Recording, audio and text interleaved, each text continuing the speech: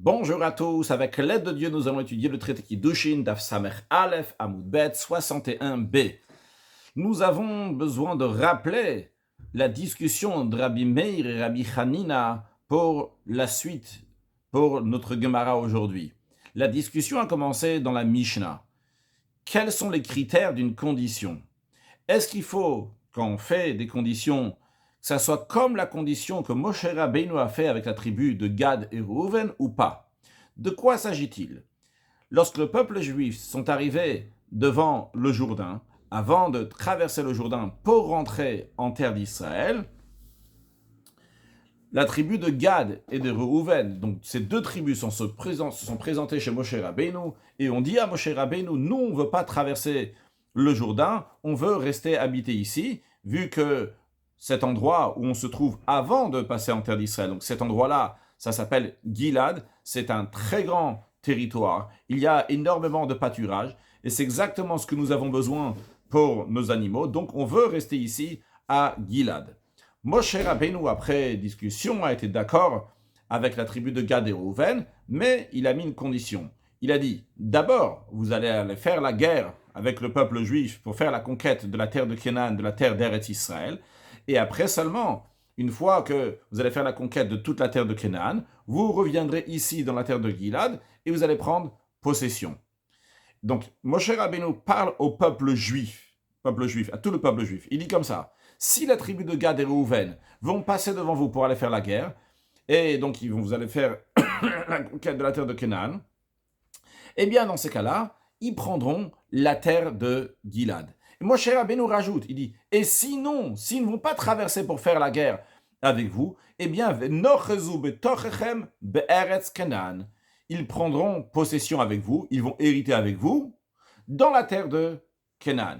On voit ici que Moshe Rabbeinu a répété sa parole. Il a dit et le côté positif et le côté négatif. Un tnaï kafoul, une condition qui est doublée. Il a dit, s'ils vont traverser et faire la guerre, ils vont avoir le Gilad. S'ils ne vont pas traverser pour faire la guerre avec vous, eh bien, ils n'auront pas le Gilad. Vrai, il n'a pas dit clairement ils n'auront pas le Gilad, mais il dit ils vont prendre possession avec vous dans la terre de Canaan, sous-entendu que ça ne sera pas dans la partie de Gilad. Juste à noter que lorsqu'on dit ils ne vont pas prendre la possession en Gilad, cela veut dire qu'ils ne vont pas prendre possession uniquement pour eux, uniquement pour la tribu de Gad et Reuven, mais ils prendront possession donc avec tout le monde. J'explique. C'est-à-dire que la terre de Gilad sera partagée en 12 et la terre d'Israël sera partagée en 12. Dans le cas où Gad et Reuven ne vont pas faire la guerre avec les autres tribus pour faire la conquête de terre Canaan, eh bien, toute la terre d'Israël, de la terre de Canaan, donc, sera partagée en 12 et la terre de Gilad aussi sera partagée en 12. Maintenant, dans la Mishnah, Rabbi Meir a dit, le fait que Moshe Rabbeinu a dû répéter son expression et dire le côté positif et le côté négatif, c'est une preuve que toutes les conditions doivent être exactement comme celle-ci.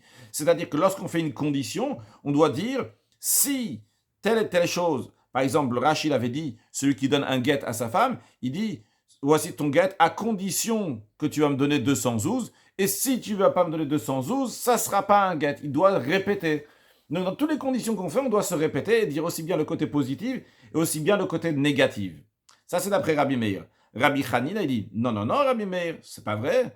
Il n'y a pas de quoi en déduire pour toutes les autres conditions. Ici, ce cas-là, c'est un cas particulier. Pourquoi? Parce que si Moshe Rabbeinu avait dit seulement un côté de sa phrase, il avait dit, s'ils vont faire la conquête avec vous, ils vont hériter la terre de Gilad, eh bien, j'aurais déduit que s'ils ne vont pas faire la conquête avec vous, eh bien, ils vont rien avoir, même pas dans la terre de Canaan. Ils ont strictement rien, ni dans le Gilad, ni dans la terre de Canaan.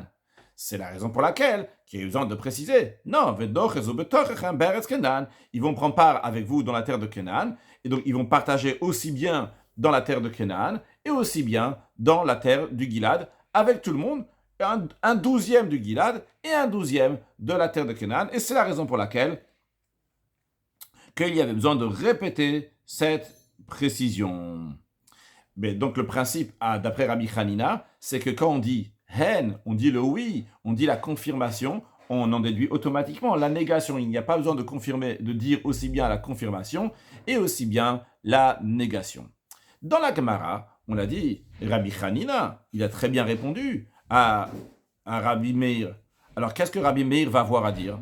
Alors, Rabbi Meir avait répondu, ce qu'on avait déjà vu dans le cours précédent. Rabbi Meir a dit, un instant, Rabbi Hanina, si c'est seulement pour dire ce que toi tu veux dire, que si Moshe Rabbeinu ne s'était pas répété, il n'aurait pas pris de part du tout avec le peuple juif, ils n'auraient rien eu. Non, non, non, non, non. Pour cela, il n'y avait pas besoin de souligner les mots Be'eretz Kenan. Ça suffisait de dire Venochezu betochechem, c'est-à-dire Rabbi Meir dit à Rabbi Hanina. Il lui dit, je suis d'accord avec toi pour le principe que Moshe Rabbeinu avait besoin de se répéter, parce qu'on aurait pu sous-entendre qu'ils vont rien recevoir si Moshe Rabbeinu ne l'aurait pas souligné. Mais pour dire qu'ils vont recevoir quelque chose, ça suffisait de dire Venochezu betochechem, sans dire les mots Be'eretz Kenan. C'est-à-dire, Moshe Rabbeinu aurait dit, le peuple, sachez le peuple juif, si Gad et Rouven vont faire la guerre avec vous dans la terre d'Eretz Israël, ils vont recevoir la partie du Gilad. S'ils ne vont pas faire la guerre avec vous, point, ils prendront possession avec vous, avec le peuple juif en général. Un 12e en terre d'Israël, un 12e dans le Gilad. Mais sans rajouter les mots be'eretz Kenan. Pourquoi il vient dire ici qu'est-ce qu'on vient souligner, qu'est-ce qu'on vient de rajouter ces mots-là? Be'eretz Kenan. Eh bien, Eretz Kenan, c'est pour nous dire en Canaan, mais non pas au Gilad. Quand on dit pas au Gilad, c'est pas qu'ils vont pas avoir du tout du Gilad. Ils auront un 12e du Gilad, mais ce qu'on dit, ils vont pas avoir le Gilad en exclusivité. C'est-à-dire, Rabbi Meir maintient son idée que Moshe Rabbeinu, dans sa deuxième partie de la phrase, dans sa négation, il est en train de dire, ils n'auront pas le Gilad, en disant, ils auront dans la terre de Canaan, c'est-à-dire qu'ils auront un 12e dans la terre de Canaan avec tout le monde, ils auront un 12e dans le Gilad avec tout le monde, mais ils n'auront pas le Gilad en exclusivité. Donc c'est la suite de ce qu'il a dit dans sa confirmation, dans sa première phrase, dans la phrase positive. S'ils vont faire la guerre avec vous, ils vont hériter le Gilad en exclusivité, et sinon, ils n'auront pas le Gilad en exclusivité, parce que dans la terre de Canaan, mais non pas le Gilad ils n'auront pas, c'est-à-dire que, vrai, Moshe Rabbeinu n'a pas dit clairement, ils n'auront pas le Gilad en exclusivité, mais justement, le fait de dire Be'eretz Kenan, d'après Rabbi Meir, il traduit ces mots-là, Be'eretz Kenan, ça veut dire, vous ne l'aurez pas en exclusivité. Ça, c'est les paroles de Rabbi Meir qui a répondu à Rabbi Hanina, et jusqu'à là, on avait fait dans la Gemara. Suite à ça, nous continuons ce raisonnement-là, donc dans Samech Aleph Amud Bet, la deuxième ligne, 61b, Rabbi Hanina ben Gamliel, Rabbi Hanina ben Gamliel, il maintient son idée que toujours, lorsqu'on dit une confirmation, on en déduit automatiquement la négation, et que Moshe Rabbeinu, en disant au peuple juif, sachez que si Gad et Reuven vont faire la guerre avec vous dans la terre de Canaan, ils auront la terre du Gilad, on peut en déduire automatiquement qu'ils n'auront pas en exclusivité la terre du Gilad. Pourquoi dans ces cas-là il y a écrit Venor, mais il y avait besoin de dire Venor Betorem, que quand même ils vont prendre quelque chose avec vous dans la terre de Canaan. On dit comme ça, il va dire pourquoi la Torah a besoin de souligner d'après lui Be'eretz Kenan? Pourquoi c'est pas suffisant de dire Venor Betorem qu'ils vont prendre part avec vous, tout simplement, qu'ils vont hériter avec vous? Alors, Rabbi Hanina explique, parce que Avamina, si il y avait écrit seulement Venoch Betochem, vous avez hérité avec, ils vont prendre part avec vous, j'aurais dit Be'eretz Gilad, ils vont prendre part avec vous, avec le peuple juif, dans la terre de Gilad, c'est-à-dire que Gilad sera partagé en 12, et eux, ils vont recevoir un 12e du Gilad. Aval Eretz Kenan, mais dans la terre de Canaan, Klalo, ils vont rien prendre dans la terre de Canaan. S'ils vont pas faire la guerre, ils sont partis pas faire la guerre, ils vont rien prendre avec eux. Et ils vont rien prendre avec les autres tribus, ils prendront uniquement dans la part du Gilad. En effet, la conquête du Gilad, avant que le peuple juif traverse le Jourdain, avant que le peuple juif se rentre en terre de Canaan, il y a tous les 12 tribus qui ont fait la guerre. Donc ce serait logique que tout le monde va prendre une part dans la terre de Gilad, même Gad et Reuven prendront part dans le Gilad, même s'ils font pas la guerre dans la terre de Canaan. Donc j'aurais dit, si Moshe Rabbeinu avait dit seulement, ils vont prendre héritage avec vous, sans rajouter les mots Be'eretz Kenan. J'aurais dit, bon, ils vont prendre part avec vous, mais où uniquement dans le Gilad, ils prendront un 12e. La tribu de Gad prendra un 12e, la tribu de Reuven prendra un 12e. Mais en terre de Canaan, ils prendront strictement rien parce qu'ils n'ont pas fait la guerre avec eux. C'est justement pourquoi on vient rajouter les mots Be'eretz Kenan, d'après Rabbi Hanina. Non, ils prendront un 12e aussi avec vous dans la terre de Canaan. Juste à noter que d'après Tosot, c'est pas logique qu'ils vont prendre une part s'ils vont rien, ils vont pas faire du tout la guerre avec eux. Tosot a une autre manière d'expliquer. Nous, on explique basé sur Rashi. Voyons Rashi, Rabbi Hanina. Rabbi Hanina Marlecha, il va te dire à toi, Rabbi Meir, il va dire Le'olam lo bal lichfol. Non, pas du tout.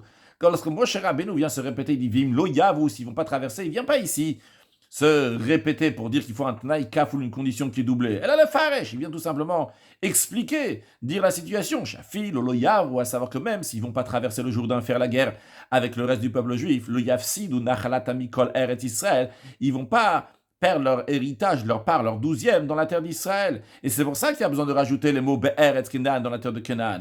Pourquoi? Parce que si Moshe Rabbeinu avait dit, donc si ça serait écrit dans la Torah uniquement, ils vont prendre héritage avec vous, s'ils ne font pas la guerre dans la terre de Canaan, ils vont prendre héritage avec vous. Vetulo sans rajouter le mot de Eretz Kenan.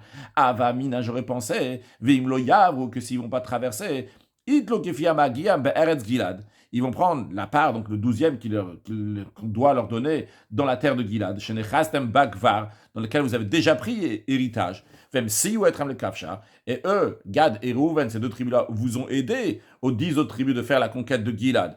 Donc c'est normal qu'ils vont prendre une part dans la terre de Gilad. Et comme ça, on aurait pensé, c'est ça l'explication de Moshe Rabbeinu lorsqu'il veut dire Venochres ou Betochem vont prendre héritage avec vous, c'est-à-dire uniquement dans la terre de Gilad. Aval Beret Kenan, dans la terre de Canaan. Klalo, ils vont rien prendre du tout dans la terre de Canaan. Lo Betocha Itlu, ni que dans la terre de Canaan, géographiquement, ils vont prendre. Velo Be'eretz Gilad Kenegda, ni dans la terre de Gilad, quelque chose qu'ils auraient dû prendre en terre de Canaan. C'est-à-dire qu'on va dire, on va leur rajouter encore un 12e dans le Gilad, qui correspond au 12e qu'ils auraient dû recevoir à Canaan. C'est-à-dire qu'ils auraient reçu 2 12e dans le Gilad, par exemple. Non, jamais de la vie. On va dire qu'ils ne prennent rien du tout de plus dans le Gilad. Ils prennent juste un 12e dans le Gilad, mais ils ne vont pas prendre une part du tout dans la terre de Canaan, s'il y avait écrit seulement Venochezu betochem. Donc d'après Rabbi Hanina, c'est la raison pour laquelle c'est pour ça qu'il y a écrit que Moshe Rabbeinu a rajouté les mots dans la terre de Canaan, pour nous dire que même dans la terre de Canaan, ils prendront un 10e, bien qu'ils n'ont pas aidé pour faire la conquête. Mais pour exclure, pour nous dire qu'ils ne vont pas prendre la totalité, le Gilad en exclusivité, pour cela il n'y avait pas besoin d'inverser des Michlalen, car en effet, de la confirmation de Moshe Rabbeinu, du positif de Moshe Rabbeinu, de la première phrase de Moshe Rabbeinu, lorsqu'il a dit s'ils vont faire la guerre, ils vont recevoir le Gilad. De cette phrase-là, avec Shaminan Lav, on déduit automatiquement la négation que s'ils ne vont pas faire la guerre, ils n'auront pas le Gilad en exclusivité. Donc c'est la raison pour laquelle, d'après Rabbi Hanina, il faut rajouter les mots Be'eretz Kenan, non pas comme Rabbi Meir, que les mots Be'eretz Kenan sont pour dire le contraire de Gilad, c'est-à-dire ils prendront pas dans le Gilad, ils prendront uniquement en Kenan. D'après Rabbi Meir, c'est ça les mots Be'eretz Kenan qui sont en plus pour nous dire attention, c'est Moshe Rabbeinu a dit s'ils vont faire la guerre, ils prendront le Gilad, s'ils vont pas faire la guerre, ils prendront pas le Gilad. C'est-à-dire ils prendront pas le Gilad, comment ça s'exprime en disant ils vont prendre dans la terre de Kenan. Ça, c'est d'après Rabbi Meir. Rabbi Hanina, il dit non, la raison pourquoi ils ont dit Be'eret Kenan, parce que s'il n'y avait pas ces mots-là, on aurait dit ils vont prendre possession uniquement dans la terre de Gilad, parce qu'ils ont fait la conquête avec tout le monde. Donc Kenan, ils n'auraient rien pris. Reuven et Gad, justement, viennent les mots Be'eret Kenan pour nous dire qu'ils prennent leur 12e dans la terre de Canaan, ils auront aussi bien que leur 12e dans le Gilad comme tout le monde, mais ils n'auront pas le Gilad en exclusivité, mais il y avait besoin de dire Be'eretz Canaan, parce que sinon on aurait dit, ils prendront seulement un 12e dans le Gilad, et pas de part dans la terre de Canaan, c'est pour ça qu'on rajoute le mot Be'eretz Canaan. Non, qu'est-ce que Rabbi Meir va dire sur cet argument? La Gemara dit, Rabbi Meir, Betochechem, lui va dire, il écrit Venochezu Betochechem, Betochechem, ça veut dire parmi vous, c'est dans tous les endroits où vous allez avoir.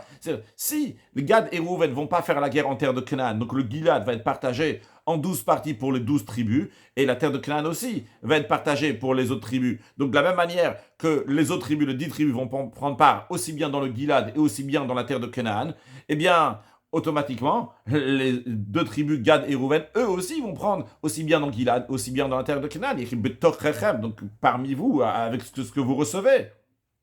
Donc c'est une preuve qu'ils vont prendre exactement la même chose comme tout le monde. Il n'y a pas besoin de rajouter les mots Be'eretz Kenan. Pourquoi donc on rajoute les mots Be'eretz Kenan d'après Rabbi Meir? C'est justement pour nous dire Tnaï Kaful, qu'il faut doubler la condition. De la même manière qu'il a dit positivement, s'ils vont faire la guerre, ils auront le Gilad. Il a dit négativement, s'ils ne vont pas faire la guerre, eh bien, ils n'auront pas le Gilad. Comment il a dit ils n'auront pas le Gilad? En disant ils auront terre de Canaan. Sous-entendu qu'ils n'auront pas l'exclusivité sur le Gilad.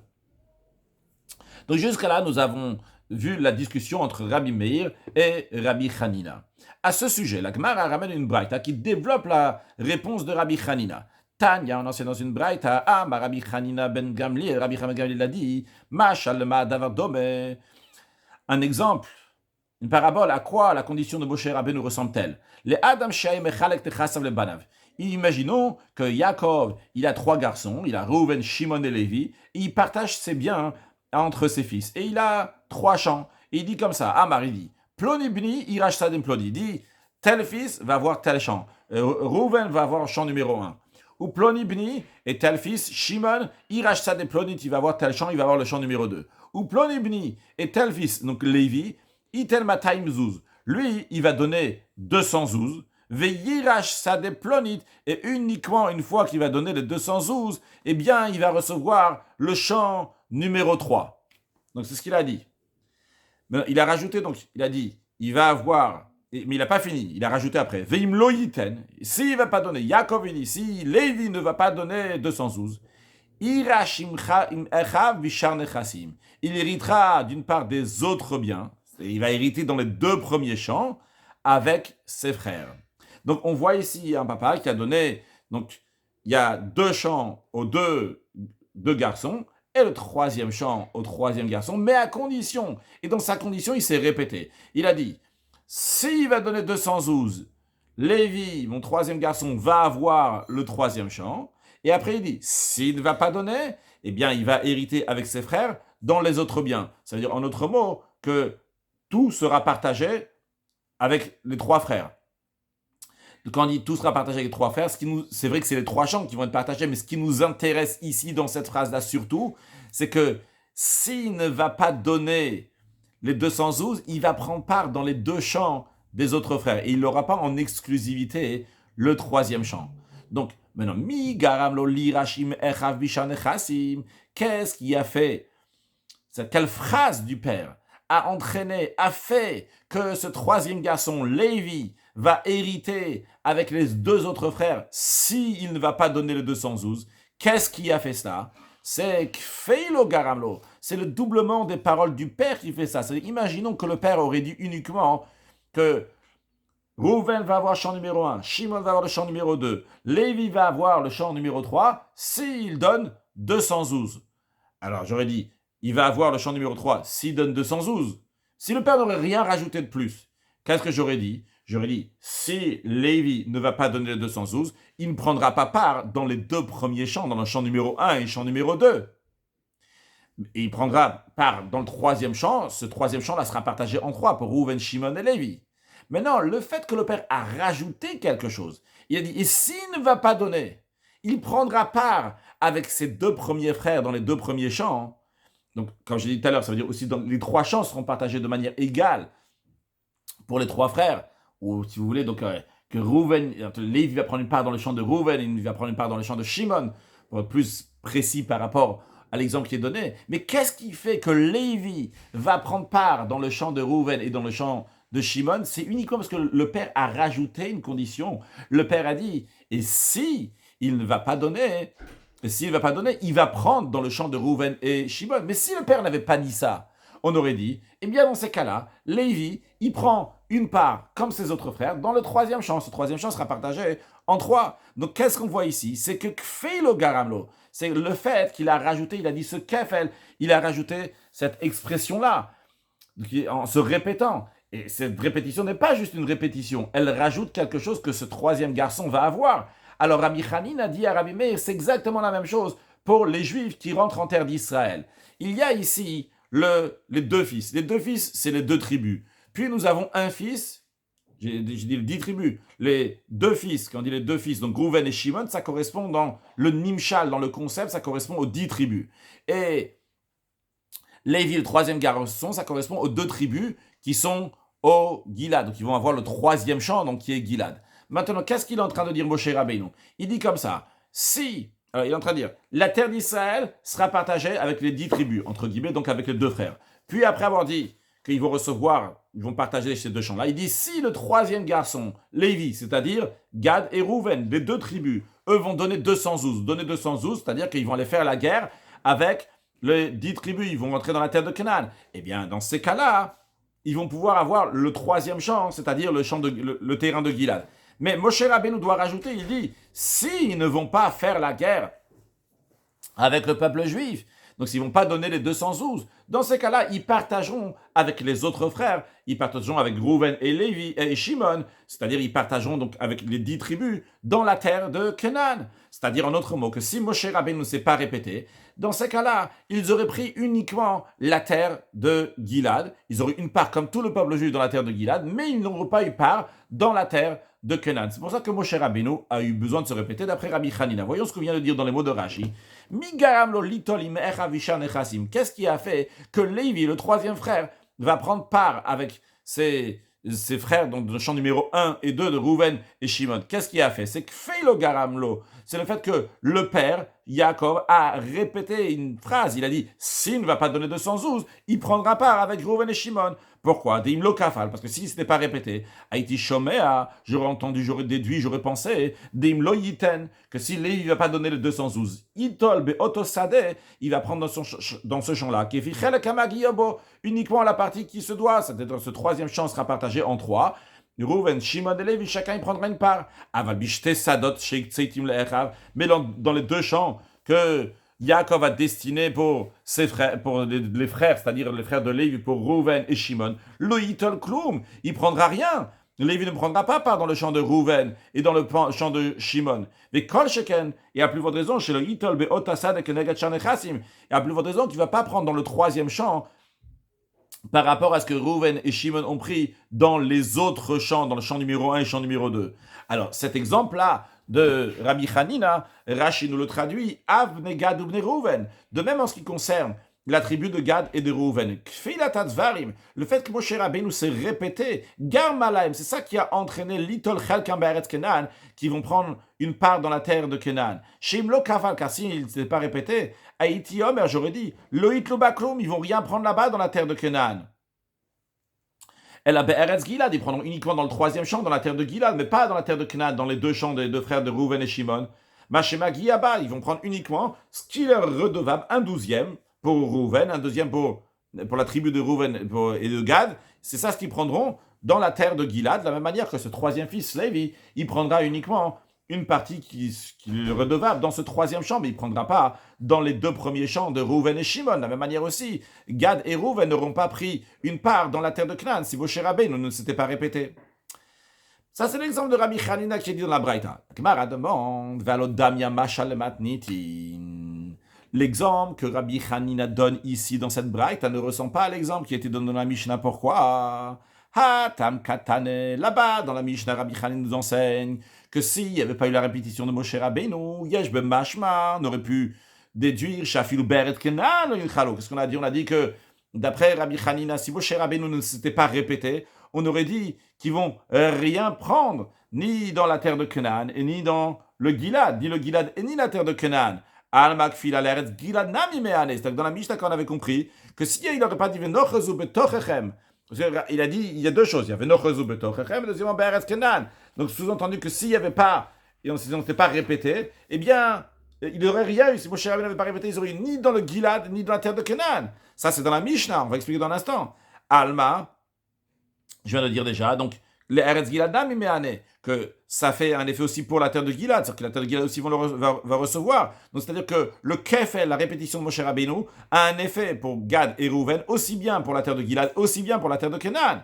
Vehacha Katanami, ici dans la Braïta que nous venons de voir, et on donne l'exemple donc à donner Rabbi Hanina. Ici, on a dit Migaram lo lira shemechav bishar nechassim. Qui est-ce qui a fait qu'il va hériter avec ses frères dans les autres biens? C'est-à-dire dans les autres biens ici, c'est-à-dire uniquement dans les biens de la terre de Canaan, dans les champs de Rouven et Shimon, comment Lévi va hériter là-bas? Mais le troisième champ de Lévi, la terre de Gilad, de Rouven et Gad, ça, on est bon. On a dit que Kfelo Garamlo, le père, la répétition du père, a fait que Lévi va prendre part dans le champ numéro 1 et 2 de Rouven et Shimon. Alma, donc on voit Kfil al-Shanechasim ou de Kameane. On voit donc le père qui se répète, c'est unique. Qu'est-ce que ça amène un profit, ça c'est utile uniquement pour les autres biens. Ça, pour les autres biens, non pas pour le champ numéro 3, mais pour le champ numéro 1 et numéro 2, c'est-à-dire uniquement pour la terre de Canaan, mais sur la terre de Gilad, c'est évident qu'ils l'auront eu de toutes les façons. Voyons ce qu'on vient de dire dans Rashi. Hatam laba matnitin katan, on enseigne la Mishnah, shimlo kafar, que si Moshe Rabbeinu n'avait pas répété, lo ayinotnim kloum. Ils auraient rien pris, comme ça on peut voir dans la Mishnah. Shilma leken yeshvema shafilou be'eretz Canaan yichalou. Ils vont rien, même dans la terre de Canaan. Dans Gilad, ils vont rien avoir, mais même la terre de Canaan aussi, ils vont pas avoir. C'est ça ce que Rabbi Hanina avait dit dans la Mishnah. Chacun peut regarder dans sa Mechal, la Famouda, la fin de la Mishnah. Donc ils vont rien avoir. Comme ça, c'est sous-entendu de la Mishnah. Comme ça, on aurait pensé, si Moshe Rabbeinu ne s'est pas répété, Lokan, Velokan, ils auraient pris ni ici, ni là, ni de Gilad, et ni dans Kenan, des Kamar, puisque dans la Mishnah, dans sa Mechala Famoud Bet, il dit chez Averet Kenan, que même dans la terre de Kenan, c'est-à-dire que même la terre de Kenan, qu'ils ne sont pas intéressés de façon dans la terre de Kenan, chez Einer Chaviv Elahem, qu'elle n'est pas chérie pour eux, c'est-à-dire qu'ils ne sont pas intéressés à cette terre-là, on dit Loït, ils ne vont pas prendre. Mais des Katan et chez Af, le fait qu'on dit que même dans la terre de Kenan, ils ne vont pas prendre. Sous-entendu, Mashma de Kol Shekan Beretz Gilad, la plus forte raison dans la terre de Gilad, que chez Bacharouba, qu'ils ont choisi, qu'ils désiraient, c'est sûr que là-bas aussi, ils ne vont pas prendre. Mais même dans la terre qu'ils ne veulent pas, même ça, ils ne vont pas avoir. Et c'est pour ça que Moshe Rabbeinu a besoin de se répéter pour dire qu'ils vont prendre l'héritage avec vous dans la terre de Canaan, et ils vont prendre dans le Gilad, et ils vont prendre dans le Canaan. Donc, Achigar Sinan. Comme ça, donc, la version qu'il faut dire dans la Gemara, Rashi nous dit, Alma, donc on voit que Kfeila la Eretz Gilad Namiyane. C'est-à-dire que la répétition de Moshe Rabbeinu est utile aussi pour qu'ils vont avoir une part même dans la terre de Gilad. Pas seulement pour qu'ils vont avoir une part dans la terre de Canaan, mais même pour qu'ils vont avoir une part dans la terre de Gilad. Il y a besoin que Moshe Rabbeinu va se répéter. Tandis que ici, dans la Braïta, avec l'exemple de Rabbi Hanina, on dit Migaramlo, qui est-ce qui a entraîné, qui est-ce qui a fait que ce fils-là, Lévi, va avoir une part où dans les deux premiers terrains. C'est-à-dire, en d'autres mots, qu'est-ce qui fait que la tribu de Gad et Rouven ne vont prendre pas dans la terre de Canaan, mais dans Gilad, dans le troisième terrain, c'est sûr qu'il va prendre. Alma, donc, Lohan et la Eretz Canaan. C'est-à-dire, d'après ça, la répétition de Moshe Rabbeinu, la répétition du père de Yaakov pour Lévi, est utile uniquement à Eretz Canaan, pour la terre de Canaan. Parce que de Belav Kfeila Nami, même si Moshe Rabbeinu ne s'est pas répété, même si le père ne serait pas répété, à vous chaque les Machemagi en Eretz Gilad, ils auraient pris ce qui leur revient dans la terre de Gilad. Moshe Rabbeinu ne serait pas répété, ils n'auraient pas pris dans la terre de Canaan, mais dans le Gilad, ils auraient pris. Parce que c'est comme ça, c'est l'exemple de Rabbi Hanina. Que si le père ne se serait pas répété, Lévi, le troisième fils, il aurait pris une part, un tiers dans le troisième champ, mais il n'aurait pas pris dans les deux premiers champs de Rouven et Shimon. Le fait que le père s'est répété, ça qui a fait qu'il va prendre sa part, en plus de la part qui est évidente dans le troisième champ, il prendra aussi une part dans les deux autres champs, s'il ne va pas donner 212, mais il ne prendra pas tout le troisième champ. Mais le troisième champ, quoi qu'il arrive, il prendra un tiers du troisième champ. Dans le concept, si on parle de Moshe Rabbeinu, c'est-à-dire que si Moshe Rabbeinu ne se serait pas répété, dans le Gilad, on est sûr et certain qu'ils auraient eu un douzième pour Gad, un douzième pour Rouven. Et les autres 10 tribus aussi, chacun un douzième. Mais, et pourquoi Moshe Rabbeinu s'est répété? Le fait qu'il s'est répété, ça veut dire qu'il va prendre aussi une part, Bishan et Chassim, les autres biens, c'est dans la terre de Canaan. Donc, en d'autres mots, la question en deux mots, c'est que d'après Rabbi Hanina dans la Mishnah, on a l'impression que si Moshe Rabbeinu ne va pas se répéter, les Bnegad et Bnei Rouven, ces deux tribus vont avoir rien du tout, ni dans Gilad, ni dans Canaan. Et dans l'exemple qu'il vient de dire, on vient de voir que si Moshe Rabbeinu ne se serait pas répété, ils auraient eu un douzième dans le Gilad, mais ils n'auraient pas eu de part en Eretz Canaan. Et c'est pour ça qu'il a besoin de se répéter. Donc c'est-à-dire que la répétition, elle est là uniquement pour qu'ils ont une part dans Canaan, tandis que dans la Mishnah, la répétition, elle est là pour qu'ils vont avoir une part dans Canaan, mais dans le Gilad aussi, il y a besoin que Moshe Rabbeinu va se répéter. Gemara répond, c'est pas une question lokashia, c'est pas une question.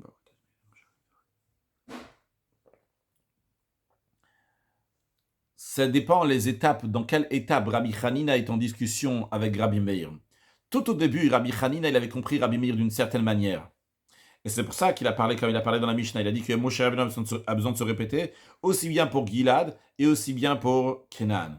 Après, une fois que Rabbi Hanina a compris Rabbi Meir, parce que Rabbi Meir s'est exprimé, Rabbi Hanina a compris ce que Rabbi Meir voulait dire, alors il a quand même maintenu son opinion, mais il a dit voilà, alors dans ces cas-là, je vais te donner l'exemple de la Braïta. Voyons sur le texte d'Agmara, Lokasha, Rashi d'abord, Lokasha, c'est pas une question de matnitin de katane, la Mishnah qui dit chez Af, même dans la terre de Canaan, des mashva de Choshekem Beretz Gilad, qui s'entend que pas seulement dans la terre de Canaan, ils vont y avoir, même dans le Gilad, ils vont pas avoir. Pourquoi? C'est pas une question. C'est avant que Rabbi Meir s'est expliqué à Rabbi Hanina en lui disant qu'est-ce qu'il voulait dire, comment lui comprenait le verset Venochezu. Avant que Rabbi Meir s'exprime, Rabbi Hanina avait compris que d'après Rabbi Meir, sinon, ils vont rien avoir dans la terre de Canaan. Halebata de Nema le Rabbi Meir venochezu. Après que Rabbi Meir s'est exprimé, il a dit venochezu, que venochezu, ça veut dire, d'après lui, ils vont voir donc dans tout, et dans Kenan, et dans Gilad. Alors il a donné cet exemple. Voyons qu'est-ce que ça veut dire dans Rashi. Mikam de Nema le Rabbi Meir. Avant que Rabbi Meir lui a dit, Imkan nirtov venochezu, c'est-à-dire, quand on dit ici maintenant, on est déjà dans la discussion qu'il y a dans la Gemara, dans la suite de la Gemara. Quand je dis dans la suite de la Gemara, c'est même ce qu'on a appris la suite, après de la Mishnah. Pourquoi il y avait besoin d'écrire le Rezo Beretz Kenan, l'Amali, etc. Il avait mis le Rezo Tochem Beretz Gilad, et Rabbi Meir, il dit donc c'est Kol Heichad de Mashma. Donc toute cette discussion-là qu'il y a eu après, donc cette discussion est à rajouter encore. Donc avant que Rabbi Meir lui dit Nirtov Venechezu. Donc, qu'est-ce que Rabbi Hanan pensait? Des Kula Milta d'Arabi Rabbi Melitin Kafou. Rabbi Hanan avait compris que Rabbi Meir disait que toute la répétition de la phrase de Moshe Rabbeinu, c'est uniquement pour nous dire doubler la condition. Il n'avait pas compris encore que Rabbi Meir disait c'est uniquement les mots Be'eretz Kenan, la terre de Kenan, qui sont là pour nous dire une double condition. Il avait compris que c'est toute la phrase de Moshe Rabbeinu, toute la deuxième phrase de Moshe Rabbeinu, toute la négation de Moshe Rabbeinu. Et une loyav aussi, ils ne vont pas passer. Que toute la phrase elle est là pour faire une double condition. Hilkar. C'est pour ça que Rabbi Hanina a dit hey, Rabbi Meir, chez Ilma Leken, chez Kaval Dvarav, si Moshe Rabbeinu ne serait pas répété, Yesh Mashma, ça sous-entend chez Averet Kenan le Yitluk, ils vont rien prendre, ni dans Gilad, ni dans Kenan. Mais quand chez Kelmema comme Achaviulaim, la plus forte raison, pas seulement dans Kenan qui ne sont pas intéressés, ils ne vont pas prendre, même dans l'endroit qui sont intéressés Gilad, là-bas aussi ils ne vont rien prendre. Michlal Hen, Ainu Shomim là, parce que du Hen, du positif, on va déduire aussi. Le négatif, Veim lo yavru, on va dire que s'ils ne vont pas passer, l'otitum la Eretz Gilad, vous n'avez pas donné la terre du Gilad. Ou même là, automatiquement, donc Be'eretz Kenan, lo shakle. Et la terre de Kenan, c'est sûr, ils ne vont pas prendre. Pourquoi? D'Aloaz et de Mirbesha, parce qu'ils ne sont pas partis faire la conquête. Donc on va dire, ils ne vont pas prendre la terre de Gilad, et ils ne vont pas prendre aussi dans la terre de Kenan. Et sur ça, donc il a discuté avec Rabbi Meir, il a dit, hey Rabbi Meir, mais non, si tu dis comme ça, comment est-ce possible de dire qu'ils vont rien prendre, ils vont rien avoir ni l'un ni l'autre? Mon cher Rabbeinu avait besoin de dire Venoch Betor, quand c'est possible, c'est théoriquement possible, mais concrètement, c'est pour ça que mon cher Rabbeinu a dit Venoch Betor Kenan, pour nous dire qu'ils vont avoir une part. Donc, encore une fois, Rabbi Hanina il avait compris que Rabbi Meir, il dit que toute la phrase Moshe Rabbeinu veim lo yavu, s'ils vont pas passer avec vous, etc. Venoch Betor Kenan, ils vont prendre l'héritage avec vous dans la terre de Kenan. Toute cette phrase-là, elle est pour la négation, pour nous dire qu'ils ne prendront pas dans la terre de Gilad. Alors, Rabbi Hanina a dit non, il y a besoin de répéter pour nous dire que si ils ne vont pas faire la conquête, bien ils prendront part avec eux dans la terre de Gilad et dans la terre de Kenan. Non, après que Rabbi Meir s'est expliqué, alors ces cas-là, là on a l'exemple de la Braïta, ou Braïta, la Braïta, de Katane, de Loanik fait l'Eretz Kenan. La Braïta avec l'exemple de Rabbi Hanina. L'exemple qu'il ramène, c'est un exemple donc, qui prouve que le père a besoin de se répéter pour que le fils va prendre une part dans les deux premières terres de Rouven et Shimon, c'est-à-dire dans le concept avec Moshe Rabbeinu a besoin de se répéter pour que la tribu de Gad et Rouven vont prendre une part dans la terre de Kenan. Et donc, uniquement pour Kenan, mais Gilad c'est évident qu'ils vont avoir, parce que c'est sûr que Lévi va avoir le troisième terrain. Alors, Rashi nous dit, Braïta de Katane de Loanek fait la Eretz Kenan, là, Braïta qui dit que la répétition elle est uniquement pour la terre de Kenan, donc pour les deux terrains de Rouven et Shimon, donc qui correspondent à la terre de Canaan. Ça, cet exemple-là, Amar Rabbi Hanina a dit, Batar d'Amer Rabbi Meir dit après que Rabbi Meir lui a dit, ça suffisait juste pour dire ce que toi tu veux dire, Rabbi Hanina, ça suffisait de dire Venochezu. Ils vont prendre l'héritage avec vous. On aurait compris, l'héritage avec vous, ça veut dire aussi bien dans la terre de Canaan, aussi bien dans la terre de Gilad. Et Rabbi Meir a dit donc à Rabbi Hanina, Lama liberet Canaan, pourquoi il y a besoin de rajouter les mots de la terre de Canaan? Et Rabbi Meir lui a dit, pourquoi donc il faut rajouter les mots de la terre de Canaan? C'est pour dire uniquement Canaan, il n'y a pas d'exclusivité sur le Gilad. Ah, Rabbi Hanina a compris que Rabbi Meir utilise uniquement les mots Be'eretz Canaan, la terre de Canaan, pour nous dire qu'il y a besoin d'un Tnaï Kafoul, d'une condition qui est doublée. Et il a compris que d'après Rabbi Meir, en effet, d'après Rabbi Meir, lui, il pense que de ça, déjà, on peut apprendre aussi bien pour le Gilad et aussi bien pour la terre de Canaan. Sur ça, Rabbi Hanina a dit, non, le mot Be'eretz Canaan, c'est l'itol chalek Be'eretz Canaan. C'est pour qu'ils vont prendre part dans la terre de Canaan. Des ilokat vesila, il dit seulement venochos betor, vous allez prendre part avec vous. On aurait pensé que c'est uniquement dans la terre du Gilad. Et s'il n'avait pas écrit Be'eretz Canaan, Avamina, j'aurais pensé, venochos betorchem, que ça qui est écrit, ils vont prendre part avec vous. Be'eretz Gilad, c'est dans la terre de Gilad, de la même manière que dans l'exemple, le père qui dit, si Lévi va donner 212, il prendra part avec vous. Qu'est-ce que ça veut dire, ils vont prendre part avec vous? si le père n'avait pas dit, et s'il ne va pas donner 212, il prendra part avec vous, on n'aurait pas ceux qui vont prendre part dans la terre de Kenan, dans le champ numéro 1, le champ numéro 2. Si le père avait dit uniquement, si Lévi va donner 212, il va prendre le troisième champ, j'aurais dit, s'il ne va pas donner 212, il prendra un tiers du troisième champ, mais il n'aura pas part dans le champ numéro 1 et numéro 2. Donc, pourquoi Rabbi Hanina, il ramène un exemple dans lequel on parle seulement que le kef et la répétition du père, la répétition de Moshe Rabbeinu va aider pour que Lévi va recevoir dans les deux premiers champs, c'est-à-dire que la tribu de Gad et Reuven vont prendre dans la terre de Canaan, c'est parce qu'une fois que Rabbi Meir lui a dit « c'est bon, il y a le verset « il prend l'héritage avec vous », Rabbi Khan lui dit « je suis d'accord avec toi, s'ils vont prendre part avec vous, mais moi je ne suis pas d'accord avec toi Rabbi Meir. Rabbi Meir il dit « ils vont prendre part avec vous, avec les 10 tribus, c'est et dans le Gilad, et dans la terre d'Israël, ils vont prendre un 12e. Mais je ne suis pas d'accord, parce que s'il y a écrit seulement Rabbi Khan a dit ils auraient pris part un 12e dans la terre de Gilad, mais ils n'auraient pas pris un 12e dans la terre de Canaan si le père ne l'avait pas répété, et si Moshe Rabbeinu ne l'avait pas répété, comme c'est dans l'exemple du père avec les enfants. Et c'est pour ça donc que dans l'exemple de la Braïta, Rabbi Hanina argumente avec Rabbi Meir, et il lui ramène un exemple uniquement pour la terre de Canaan, uniquement pour les deux champs, champ numéro 1 et champ numéro 2. Donc nous restons avec une discussion de Rabbi Meir et Rabbi Hanina. Est-ce qu'il faut Tnaï Kaful ou pas? Est-ce qu'il faut répéter les conditions ou pas? Basé sur ça, maintenant la Gemara va discuter jusqu'à la Mishnah de Samerbet Amoud Aleph, donc de différents versets dans lesquels des fois on voit qu'il y a la condition répétée, des fois elle n'est pas répétée, et comment Rabbi Meir expliqua, comment Rabbi Hanina expliqua les versets à chaque fois, etc. La Gemara dit, Bishlam Rabbi Meir, ça va bien après Rabbi Meir que lui dit que les conditions doivent être répétées. Haïnu dirti, c'est la raison pour laquelle que lorsque Dieu il parle à Caïn, qui a ramené un sacrifice qui n'a pas été particulièrement apprécié par Dieu comme celui de son frère Hevel, et qui n'était pas content, que Caïn a tué son frère Hevel, et Dieu lui dit, Im tetiv set, si tu t'améliores, tu seras récompensé. Ve'im lo tetiv, il dit aussi la négation, si tu ne vas pas t'améliorer, la pète à chatadrov est ta faute, et tapis à ta porte. Pourquoi il a besoin de dire les deux? D'abord Rashi, c'est et, masat srar, tu seras récompensé, ça sera un salaire. Tu as porté un salaire. Vimlot eti, si tu vas pas t'améliorer, la pétard à la porte, pour anout mouchanet lavo, le châtiment est prêt à arriver. Alma, donc on voit que fait la bainan, on voit qu'il y a besoin d'une répétition, Dieu il s'est répété. Veimlo kafle, et si Dieu ne s'est pas répété, n'avait pas doublé sa condition, mais marim tetifse, dès qu'il a dit, si tu vas bien te comporter, tu seras récompensé. Avec Shaminan, j'aurais déduit automatiquement, d'afilo imlotetiv, namiset. J'aurais dit que même si Dieu n'avait pas répété, j'aurais pas déduit automatiquement.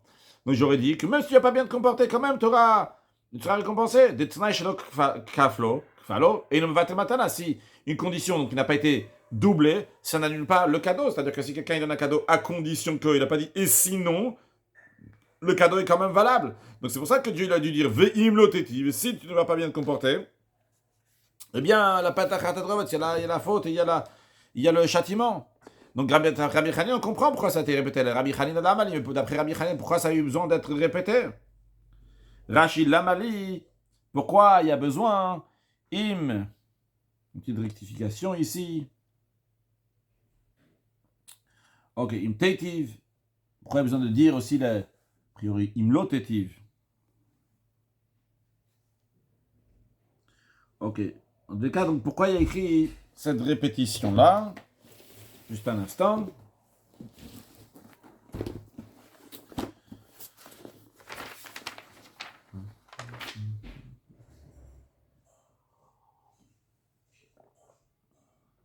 C'est ça, il faudrait donc c'est rajouté, donc il faudrait le guilion, il rajoute imlotetiv.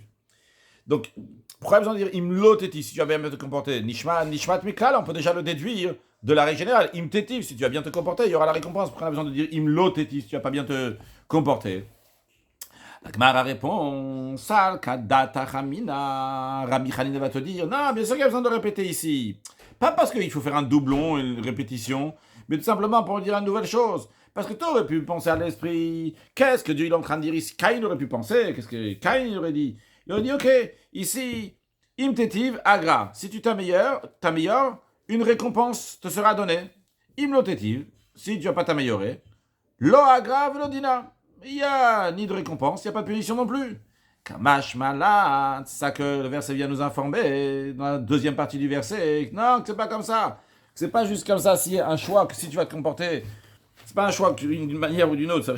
On va te dire ici, si tu vas pas bien te comporter, il n'y a pas juste comme ça, tu seras neutre, ni salaire ni punition. Si tu vas mal te comporter, il y aura une punition. Rashi Sakadatar, et Chulo, etc. Kelomar, c'est-à-dire qu'est-ce qui serait monté à l'esprit.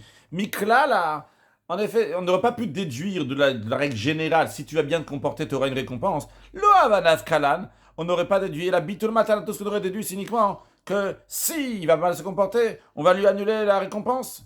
Aim lotetiv, mais si tu vas mal te comporter, loti sasacha. On n'aurait pas pu déduire comme ça que tu vas pas avoir on dit tu vas pas avoir de récompense en effet. Ou Farounotanami lotish qu'on aurait dit, mais aussi il n'y aura pas de punition. Ou la fait là. C'est pour ça qu'il y a besoin de la répétition pour nous dire. Dina de pour nous dire quelque chose de nouveau, un châtiment. De la première partie, tu n'aurais pas pris un châtiment, tu aurais juste dit bon, je ne comprends pas, il n'y a pas de salaire, il n'y a pas de récompense. Un autre verset maintenant que la Gemara va discuter. Lorsque Avraham Avinu envoie son serviteur Eliezer, il discute, il y a aussi bien la discussion entre Avraham et son serviteur Eliezer, il y a aussi bien après lorsque Eliezer est en train de répéter à Bethuel, à la famille, ce qui s'est passé. Juste le concept général, Avraham Avinu, le premier de patriarche, il envoie son serviteur Eliezer pour chercher une femme pour son fils Yitzhak. Et il le fait jurer. Il lui dit, jure-moi que tu n'iras pas chez les filles de Canaan pour prendre une fille pour mon fils Yitzhak, tu ne me ramènes pas ici de filles de Canaan, si ne serait-ce que tu vas chez ma famille. Tu vas uniquement chez ma famille. Après, s'ils ne vont pas te donner la fille de ma famille, à ce moment-là, tu n'auras pas mon serment. Et d'après Rashi, ce qui sous-entend que dans ce cas-là, il pourra ramener une fille de Canaan. Mais qu'est-ce qu'on voit ici? Il dit, tu as mon serment, donc il parle positivement, tu as mon serment de ne pas me ramener une fille de Canaan. Après, il dit, si une fois que tu seras parti chez ma famille et ils ne vont pas te donner une fille de la famille, dans ces cas-là, Astina Kemalati, à ce moment-là, tu seras exempté. Il y aura plus donc il y aura plus mon serment. Donc, il s'est répété ici. Il y a un serment en tel cas et il n'y aura pas de serment dans tel cas. Pourquoi cette répétition-là d'après Rabbi Hanina, évidemment? La Gemara dit, biche, ça va bien d'après Rabbi Meir, on comprend, c'est écrit Astina Kemalati, alors tu seras quitte de mon serment. Donc, etc. Il faut dire, comme j'ai expliqué oralement. Et la Rabbi Hanina ben Gamliel, la manif de Rabbi Hanina ben Gamliel, pourquoi il y a besoin de cette répétition, comme Rashi nous l'explique. La Mali, pourquoi les fouches im teller, pourquoi il y a besoin de préciser que si, en effet, toi, Eliezer, tu vas aller chez ma famille, Tinake, et à ce moment-là, tu seras quitte de mon serment, s'il ne veut pas te donner la fille, c'est bon, toi, tu as fait ce qu'il fallait, après, tu peux aller chercher une fille de Canaan. Et là, qu'est-ce qu'on a déduit de là? Pourquoi il y a besoin de cette répétition? On a déduit de Ilok Fale que si Abraham n'avait pas répété sa condition, la condition n'aurait pas annulé le serment, c'est-à-dire d'un fil ou Yelers, même s'il allait dans la famille d'Abraham. Et la famille d'Abraham ne va pas lui donner la fille. Et quand même, Tachul Alav, il y aura quand même le serment.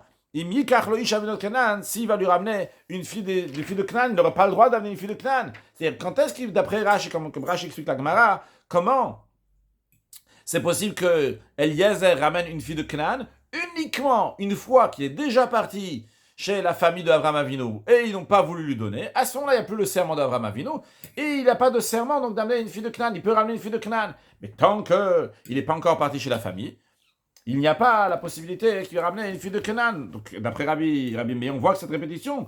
Mais d'après Rabbi Hanina, donc pourquoi il y a besoin de le répéter? Gemara répond, Rabbi Hanina va te dire, bien sûr, il y a besoin d'expliquer ça. Pourquoi? Parce qu'il y a un détail dans la condition qui n'a pas été explicite, et c'est pour ça que c'est la répétition nous rajoute ce détail-là. Comment ça? Sal kadata chamina. Si il y avait seulement la première partie de la condition, ça aurait pu monter à l'esprit de dire que que si la femme, elle est d'accord de venir avec toi, mais la famille n'est pas d'accord, eh bien, tu dois la ramener contre son gré. C'est-à-dire, on aurait dit, ok, et la première partie de la condition, elle dit qu'Avraham, il doit bien tenir ce serment, il doit d'abord aller vers la maison de mon père, donc de la famille d'Avraham Avinu, pour essayer de trouver une femme donc pour Yitzhak.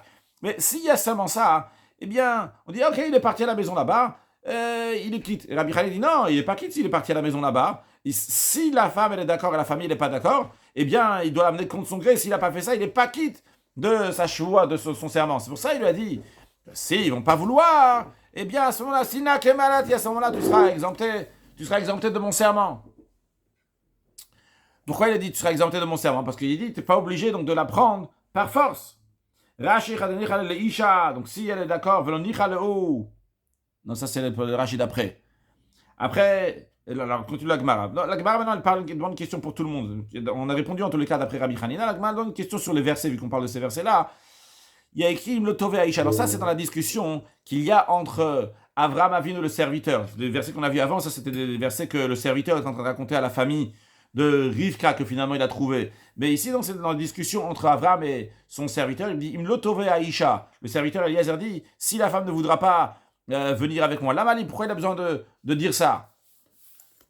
La Gemara a dit il a besoin de parler de ça parce que c'est-à-dire ça, Kadata Chamina, parce que ça peut monter à l'esprit de dire que Avraham, ce qu'il voulait dire à Eliezer, que imaginons que la famille est d'accord que de la proposition de cette fille pour Yitzhak, mais la femme elle n'est pas d'accord. N'a été pas d'accord comme il va l'amener contre son gré. Justement, c'est la raison pour laquelle il a dit Imlo Tove Aisha, si la femme donc ne va pas vouloir, eh bien, il n'y a pas besoin tu seras quitte quand même, tu n'as pas besoin de faire du forcing sur la femme. Donc, on ni sur la famille, ni sur la femme, ce qui en ressort de tout ça, jusque le verset qu'on vient d'expliquer, c'est d'après tout le monde, d'après Rabbi Khalil, d'après Rabbi Meir. Encore une chose, l'Agma nous dit. Encore un autre verset. Ça va bien, Rabbi Meir nous dit que la Torah dit si vous allez suivre mes décrets et vous allez avoir plein de bénédictions, et si vous allez pas aimer mes décrets, vous allez détester mes décrets, et vous allez avoir des contraires à la bénédiction. Et là, Rabbi Hanel ben Gamli, lama d'après Rabbi Hanel ben Gamli, pourquoi ça a besoin d'être répété? La Gemara répond il y a besoin de répéter aussi bien le côté positif, si vous allez faire les mitzvot, si vous n'allez pas faire les mitzvot, pourquoi? Parce que ça, Kadata Chamina, ça aurait pu monter à l'esprit de dire que si vous allez suivre mes décrets, alors vous aurez une bénédiction. Si vous allez détester mes lois, l'obracha, vous avez une bénédiction, Kamash Malan, justement ce que le verset nous informe, que c'est pas comme ça, que si les Juifs vont rejeter le décret d'Hachem, eh bien, ils auront le contraire de la bénédiction. Rashi, il y a Rashi qu'il fallait faire avant. Naïte, on aurait pu penser que Abraham disait Rashi d'avant, si la femme, elle veut, les proches ne veulent pas, Naïte, tu vas l'amener contre son gré. C'est pour ça qu'il y a ce verset-là qui va dire aussi que ça dépend des proches de la famille. Et c'est Rashi sur avant d'avant, j'aurais pu le faire même avant. Ok. La Mali, pourquoi il y a besoin de dire si vous allez dégoûter de mes commandements. Nishma avec la bracha klala. On aurait pu dire directement que on va déduire de la bracha que si vous allez faire mes lois, mes décrets, vous allez avoir la bénédiction. Pour en déduire que si vous n'allez pas faire, vous allez avoir la malédiction.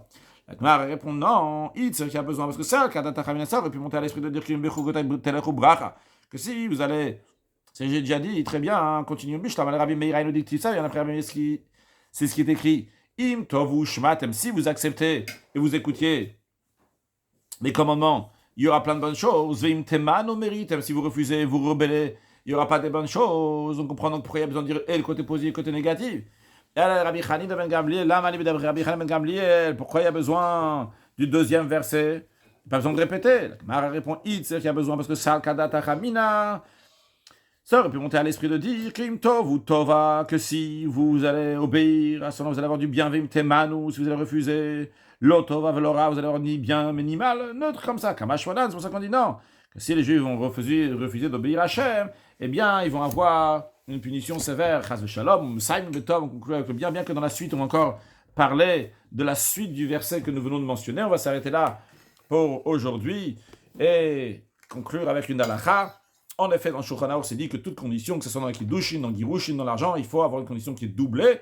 S'il n'a pas doublé sa condition, et s'il n'a pas doublé, la condition est annulée. C'est comme s'il n'avait pas fait de condition et l'action est entièrement kayam. Après, il y a d'autres détails, s'il s'exprime d'une telle manière ou d'une autre manière, etc.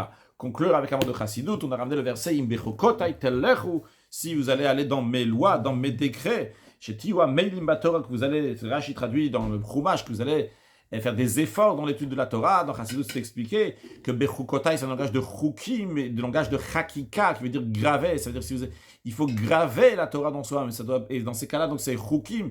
Quand c'est gravé, c'est même des choses qui sont irrationnelles, mais c'est partie même de la personne, et c'est comme ça qu'il faut étudier la Torah, de manière de savoir qu'il y a un autre la Torah, il y a quelqu'un qui nous a donné cette Torah, c'est Dieu qui nous a donné cette Torah, et que cette Torah, donc, elle doit être gravée à l'intérieur de nous, pas juste comme quelque chose qui est en plus de nous, que j'ai ma vie personnelle et aussi la Torah, mais la Torah fait partie intégrante de ma vie, dans la vie de tous les jours, et c'est comme ça qu'on amène ma Shiach. Now, une excellente journée.